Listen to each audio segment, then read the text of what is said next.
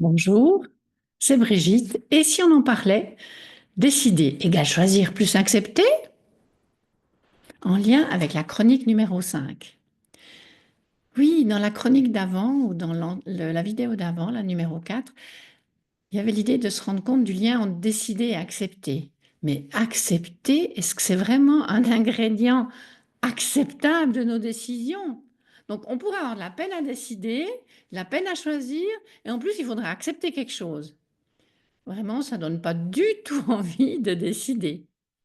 Et puis si on regarde euh, les, les autres mots qu'on peut utiliser pour accepter, ben, il y a être d'accord, adhérer, approuver, assumer, puis aussi subir, supporter, tolérer. Ben, du coup, ça donne encore pas plus envie. Et parfois même, ça nous reste sur l'estomac, hein, c'est pas facile à avaler. Et du coup, ben, les enfants, on comprend qu'ils n'obéissent pas, et puis qu'on ne s'adapte pas aux nouveautés, qu'on n'assume pas nos responsabilités, qu'on ne décide pas. Peut-être parce qu'on croit qu'on n'y arriverait pas. Mais bon, il y a vraisemblablement quelque chose qu'on n'accepte pas, mais encore faudrait savoir quoi. Alors, si on décrit précisément un exemple, allez, facile. J'ai travaillé toute la journée et quand je rentre le soir, ça se passe comme je veux à la maison dans le cadre familial. Mais bon, ça c'est une description courante. Je ne comprends pas encore ce que je dois accepter ou qu'est-ce que je peux accepter pour que je puisse avoir un choix, une décision pour que ça change. Bon, alors, en plus du constat, passons à une description concrète de ce qu'on ne voit pas, de l'état interne. Donc, là, si je réfléchis mentalement, je pense que c'est inacceptable d'avoir travaillé toute la journée et que quand je rentre le soir, ça ne se passe pas comme je veux à la maison dans le cadre familial. Émotionnellement, je me sens découragée, j'ai peur de ne pas y arriver, je suis frustrée. Voilà, voilà ce qui est accepté.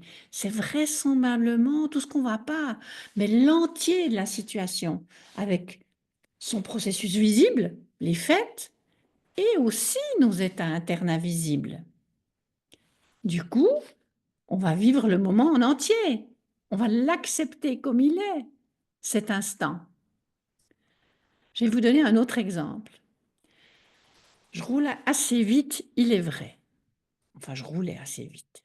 Et je vois le flash du radar qui mesure ma vitesse en voiture, mais du coup, je ralentis après. Et au lieu de m'énerver, je pense que j'allais trop vite, donc je constate que j'allais trop vite, et que je vais payer une amende, et j'accepte. Et je décide de sentir que c'est une bonne chose pour ma sécurité future et celle de mes proches. Et je vous promets, ça m'est arrivé dans le tunnel tout près de chez nous, où je me suis dit, bon, ben, merci les radars qui font qu'on peut rouler en sécurité. Et du coup, si décider, c'était pas choisir plus accepter, mais si décider, c'était accepter puis choisir. Ben oui, on va vivre le moment comme il est, je me suis fait flasher, l'accepter comme il est. Puis, bah, j'ai utilisé mon libre arbitre pour créer le moment maintenant, au lieu de m'énerver, et celui d'après, qui fait que je vais respecter la vitesse imposée. Ça vous dit d'expérimenter? Je vais terminer en vous lisant la pensée de Marc Aurèle, qui était de l'an 121 à l'an 180. Que la force me soit donnée de supporter ce qui ne peut être changé, et le courage de changer ce qui peut l'être, mais aussi la sagesse de distinguer l'un de l'autre.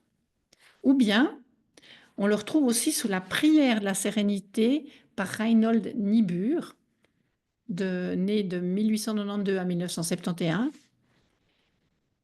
qui dit « Dieu, donne-nous la grâce d'accepter avec sérénité les choses qui ne peuvent être changées, le courage de changer celles qui devraient l'être, et la sagesse de les distinguer l'une de l'autre. » Voilà, c'était Brigitte.